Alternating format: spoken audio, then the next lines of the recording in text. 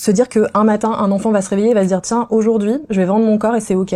En fait, ça n'existe pas. Le client, ça peut être ton père, ton pote, ton frère.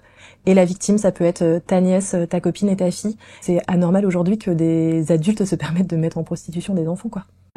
On parle d'enfants pour lesquels à un moment il y a une mise en prostitution qui peut être de la cyberprostitution, mais qui peut être aussi de la prostitution en réel où il va y avoir des rencontres physiques avec des adultes contre quelque chose. Ça peut être de l'argent, ça peut être des stupéfiants, des jeunes qui vont venir avec une paire de chaussures, avec un sac à main. Ce qu'on repère toujours sur la prostitution des mineurs, c'est qu'il va y avoir un phénomène de glissement. On a des jeunes qui ont pu nous expliquer qu'au départ elles vendaient des photos de leurs pieds. Ça implique pas nécessairement le corps directement, elles le disent comme ça.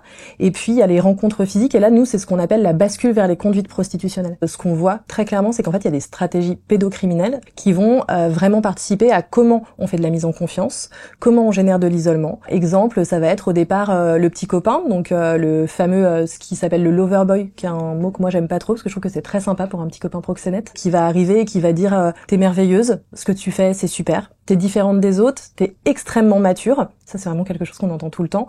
Et puis petit à petit ils vont dire bah tu vois ce que tu fais avec moi c'est génial, je pourrais peut-être le faire avec mes potes. Bah tu vois c'est super parce que regarde la vie qu'on a grâce à toi, c'est toi qui nous permet de sortir, de partir, de payer des logements. Petit à petit, elles vont avoir l'impression qu'elles ont le contrôle sur ce qui est en train de se passer, alors qu'en fait elles sont mises en prostitution par un proxénète. En France, le chiffre qui a été donné, mais qui était un chiffre coup de poing en fait, qui avait vraiment vocation à alerter les politiques publiques, c'est entre 8 et 10 000 mineurs. Aujourd'hui, on a du mal à quantifier parce que finalement, c'est un sujet dont on parle depuis peu de temps. La prostitution, ça s'inscrit aussi sur le continuum des violences faites aux femmes, donc on a en majorité des jeunes filles. Mais par ailleurs, ça dit aussi qu'il y a un défaut de repérage pour les garçons.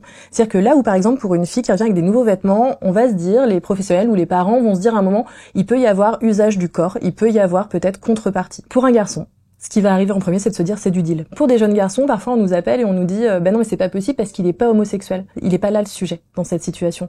Le sujet, il est sur le fait de se dire qu'on parle de pédocriminalité. Alors nous, on a en très grande majorité des enfants qui vont avoir 13-14 ans, avec une entrée dans le système prostitutionnel parfois dès l'âge de 11-12 ans. On est de plus en plus alertés pour des enfants extrêmement jeunes, qui ont des conduites prostites très récentes. Pénalement, aujourd'hui, des personnes qui sont proxénètes vont avoir moins à craindre à prostituer des enfants que à vendre des stupéfiants, par exemple. Il y a moins de poursuites pour une seule et bonne raison, c'est que les enfants qu'on accompagne ne se considèrent pas comme victimes. Donc elles vont pas dénoncer les proxénètes, elles vont dire que c'était ok, qu'elles étaient d'accord, qu'elles ont choisi. Elles vont dire je gère, elles disent ça tout le temps. En plus de 8 ans, ce que je peux dire aujourd'hui, c'est que j'ai jamais vu de situation où il n'y ait pas, à un moment, dans l'environnement, qui peut être soit d'une proximité extrême, soit plus large, un proxénète. Se dire qu'un matin, un enfant va se réveiller et va se dire « Tiens, aujourd'hui, je vais vendre mon corps et c'est ok ».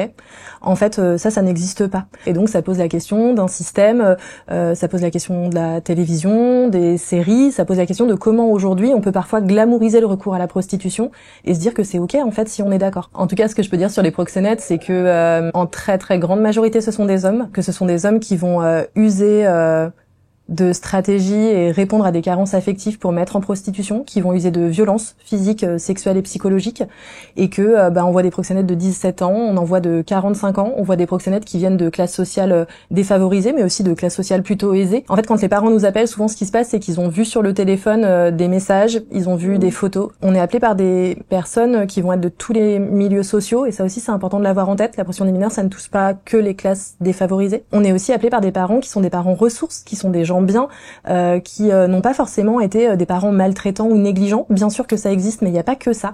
Parce que la prostitution des mineurs, c'est aussi des enfants qui sont happés par des systèmes qui peuvent passer par les réseaux sociaux, qui peuvent passer par des jeux vidéo.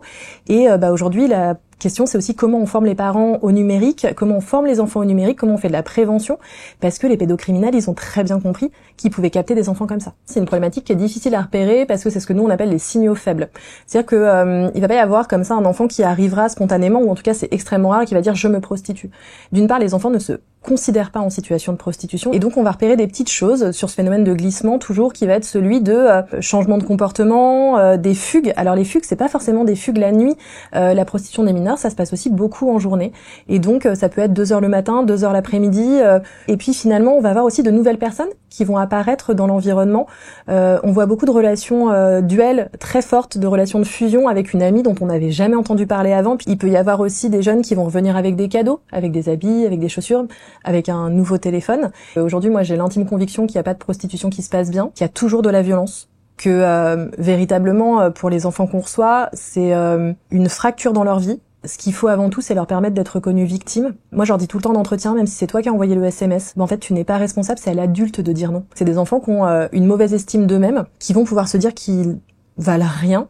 Et finalement, la prostitution, ça peut être vécu comme quelque chose qui va réhabiliter. Et comme ils ont souvent eu des parcours avec beaucoup de violence, celle-ci, elle est pas pire qu'une autre. C'est ça qu'ils nous disent en entretien. On a besoin de moyens, en fait, on a besoin de place pour pouvoir envoyer des enfants à l'autre bout de la France pour les protéger. Je voudrais rajouter que c'est un sujet, que ça le sera encore demain, que ça touche tout le monde. Le client, ça peut être ton père, ton pote, ton frère.